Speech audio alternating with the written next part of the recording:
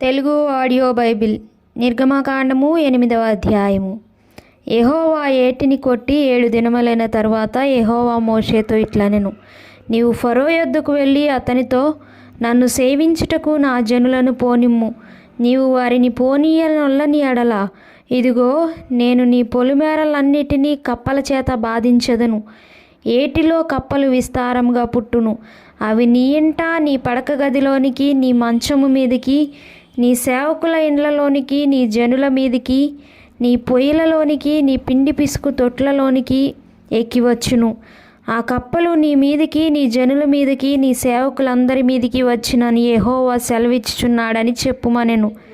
మరియు యెహోవా మోషేతో ఇట్లనెను, నీవు అహరోనును చూచి నీ కర్ర పట్టుకొని ఏటి పాయల మీద, కాలువల మీదను, చెరువుల మీదను నీ చెయ్యి చాపి ఐగుప్తు దేశం మీదికి కప్పలను రాజేయుమని అతనితో చెప్పుమనగా, అహరోను ఐగుప్తు జలముల మీద తన చెయ్యి చాపెను.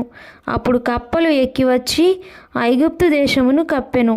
శకునగాండ్రు కూడా తమ మంత్రముల వలన అలాగు చేసి ఐగుప్తు దేశం మీదికి కప్పలను రాజేసిరి. అప్పుడు ఫరో మోషే అహరోనులను పిలిపించి, నా యొద్ద నుండి, నా జనుల యొద్ద నుండి ఈ కప్పలను తొలగించుమని యెహోవాను వేడుకొనుడి.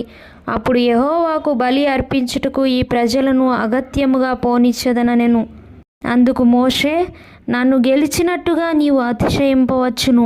ఈ కప్పల శేషము ఏటిలోనే ఉండునట్లును, అవి నీ మీదను నీ ఇండ్లలోనూ ఉండకుండా చంపబడునట్లును, నీ కొరకును, నీ సేవకుల కొరకును, నీ ప్రజల కొరకును నేనెప్పుడు వేడుకొనవలెనో చెప్పుమని ఫరోను అడుగగా, అతడు రేపే అనెను. అందుకతడు, మా దేవుడైన యెహోవా వంటి వారెవరునూ లేరు అని నీవు తెలుసుకున్నట్లు నీ మాట చొప్పున జరుగును. అనగా కప్పలు నీ యొద్ద నుండి, నీ ఇండ్లలో నుండి, నీ సేవకుల యొద్ద నుండి, నీ ప్రజల యొద్ద నుండి తొలగిపోవును. అవి ఏటిలోనే ఉండుననెను. మోషే అహరోనులు ఫరో యొద్ద నుండి బయలు వెళ్ళినప్పుడు యెహోవా ఫరో మీదికి రాజేసిన కప్పల విషయంలో మోషే అతని కొరకు మొరపెట్టగా, యెహోవా మోషే మాట చొప్పున చేసెను గనుక ఇండ్లలోనేమి, వెలుపలనేమి, పొలములోనేమి కప్పలు ఉండకుండా చచ్చిపోయెను. జనులు వాటిని కుప్పలుగా వేసినప్పుడు భూమి కంపు కొట్టెను. ఫరో ఉపశమనము కలుగుట చూచి యెహోవా సెలవిచ్చినట్టు తన హృదయమును కఠినపరుచుకొని వారి మాట వినకపోయెను. అందుకు యెహోవా మోషేతో, నీవు నీ కర్ర చాపి ఈ దేశపు ధూళిని కొట్టుము, అది ఐగుప్తు దేశమందంతటను పేలగునని అహరోనుతో చెప్పుమనగా వారు అట్లు చేసిరి. అహరోను తన కర్రను పట్టుకొని చేయి చాపి ఆ దేశపు ధూళిని కొట్టినప్పుడు పేలు మనుషుల మీదను జంతువుల మీదను ఉండెను. ఐగుప్తు దేశమందంతటను ఆ దేశపు ధూళి అంతయు పేలాయెను. శకునగాండ్రు కూడా పేలను పుట్టించవలని తమ మంత్రముల చేత అట్లు చేసిరి, కానీ అది వారి వలన కాకపోయెను. పేలు మనుషుల మీదను జంతువుల మీదను ఉండగా శకునగాండ్రు, ఇది దైవశక్తి అని ఫరోతో చెప్పిరి. అయితే యెహోవా చెప్పినట్టు ఫరో హృదయము కఠినమాయెను, అతడు వారి మాట వినకపోయెను. కాబట్టి యెహోవా మోషేతో, నీవు ప్రొద్దున లేచి ఫరో ఎదుట నిలువుము. ఇదిగో అతడు ఏటి యొద్దకు పోవును. నీవు అతని చూచి, నన్ను సేవించుటకు నా ప్రజలను పోనిమ్ము. నీవు నా ప్రజలను పోనీయని ఎడల, చూడుము, నేను నీ మీదికిని, నీ సేవకుల మీదికిని, నీ ప్రజల మీదికిని, నీ ఇండ్లలోనికి ఈగల గుంపులను పంపెదను. ఐగుప్తీయుల ఇండ్లును వారున్న ప్రదేశమును ఈగల గుంపులతో నిండియుండును. మరియు భూలోకంలో నేనే యెహోవాను అని నీవు తెలుసుకున్నట్లు ఆ దినమున నేను నా ప్రజలు నివసించున్న గోషెను దేశమును వినాయించెదను. అక్కడ ఈగల గుంపులుండవు. నా ప్రజలను నీ ప్రజల నుండి ప్రత్యేకపరచెదను. రేపు ఈ సూచక్రియ జరుగునని యెహోవా సెలవిచ్చినట్టు నీవు చెప్పవలెననెను. యెహోవా అలాగు చేసెను. బాధకరమైన ఈగల గుంపులు ఫరో ఇంటిలోనికిని అతని సేవకుల ఇండ్లలోనికిని వచ్చి ఐగుప్తు దేశమంతటా వ్యాపించెను.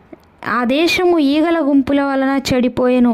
అప్పుడు ఫరో మోషే అహరోనులను పిలిపించి, మీరు వెళ్ళి ఈ దేశంలో మీ దేవునికి బలి అర్పించుడని వారితో చెప్పగా మోషే, అట్లు చేయతగదు, మా దేవుడైన యెహోవాకు మేము అర్పించవలసిన బలి ఐగుప్తీయులకు హేయము. ఇదిగో, మేము ఐగుప్తీయులకు హేయమైన బలిని వారి కన్నుల ఎదుట అర్పించిన ఎడల వారు మమ్ము రాళ్లతో కొట్టి చంపుదురు గదా. మేము అరణ్యంలోనికి 3 దినముల ప్రయాణమంత దూరము పోయి మా దేవుడైన యెహోవా మాకు సెలవిచ్చినట్లు ఆయనకి బలిని అర్పించుదుమనెను. అందుకు ఫరో, మీరు అరణ్యంలో మీ దేవుడైన యెహోవాకు బలిని అర్పించుటకు మిమ్మును పోనిచ్చదును గాని దూరము పోవద్దు, మరియు నా కొరకు వేడుకొనుడనెను. అందుకు మోషే, నేను నీ యొద్ద నుండి వెళ్ళి రేపు ఈ ఈగల గుంపులు ఫరో యొద్ద నుండి, అతని సేవకుల యొద్ద నుండి, అతని జనుల యొద్ద నుండి తొలగిపోవునట్లు యెహోవాను వేడుకొందును గాని యెహోవాకు బలి అర్పించుటకు ఫరో జనులను పోయనీయక ఇకను వంచన చేయకూడదని చెప్పి ఫరో యొద్ద నుండి బయలు వెళ్ళి యెహోవాను వేడుకొనెను. యెహోవా మోషే మాట చొప్పున చేయగా ఈగల గుంపులు ఫరో యొద్ద నుండి, అతని సేవకుల యొద్ద నుండి, అతని ప్రజల యొద్ద నుండి తొలగిపోయెను. ఒక్కటి అయినను నిలువలేదు. అయితే ఫరో ఆ సమయము కూడా తన హృదయమును కఠినపరుచుకొని జనులను పోనీయడాయెను.